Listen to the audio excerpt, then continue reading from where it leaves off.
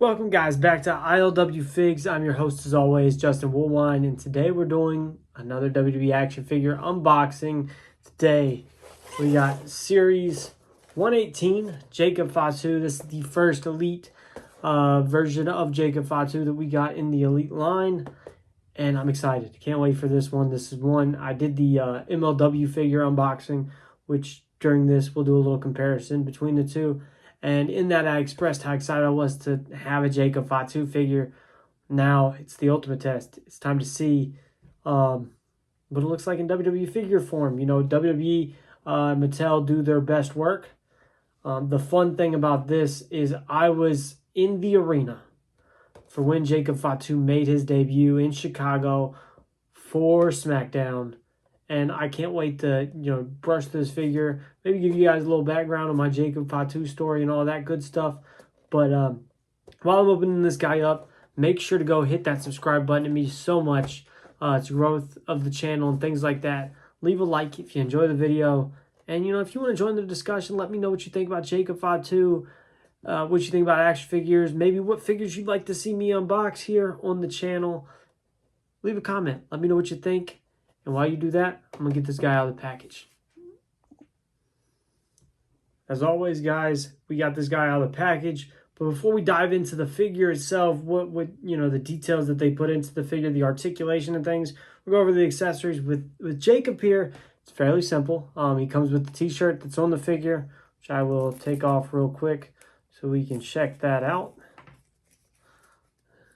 So it is the original Samoan Werewolf t-shirt, just got the werewolf on it, which I love the design. Very simple, but it's impactful. Definitely a shirt that we're going to resonate with the one, the only Jacob Fatu. There's that. He comes with an extra set of, for him, I'm going to call them praying hands because he puts them together. They're also like the chop hands, the open flat hands. He comes with a set of pointer finger hands so they can throw the ones up. The other one is on the figure. And then Mike holding hands, which is that open fist. All got the finger tape on them like Fatu has. See, here's the one on the figures right there. All taped up, all the fingers are. Detail-wise, I'm going to start, we'll go with the arms. You got the double jointed arms. Obviously, the interchangeable hands. Normal shoulder joints. Things like that. Wrist tape, and then he's got the bands that he wears around his like bicep, elbow region. Head scan wise, I like it. I know a lot of people were talking crap about it, just maybe about the facial expression, which I think they got Jacob Fatu spot on. Looks great. They got the tattoo across the upper chest, and then I feel like this is a newer torso. I haven't seen this torso before, so I feel like they broke up something special for Jacob. And then the attire is just, it's crisp. The black and red. I don't like the necessarily new boot mode kind of. After like really paying attention to them, I can tell they're going to get loose. Right now Jacob is a little stiff coming out of the package. Tight up in the knees, things like that. And like I said, these feet are going to be out of whack. So that's going to be the one thing about this guy that might bug me. But otherwise, he's got all his elite articulation, things like that. Fits right in there well. And then if we break out the MLW guy here, which we already did the figure for, the review for. If you haven't checked that out, go watch out for the Jacob Fatu MLW action figure review. Great review on there. Checked out the full figure, all the details. And like, there's pretty much like a night and day difference, if we're being honest. Skin tone's different. The attire's about the same, just different colors.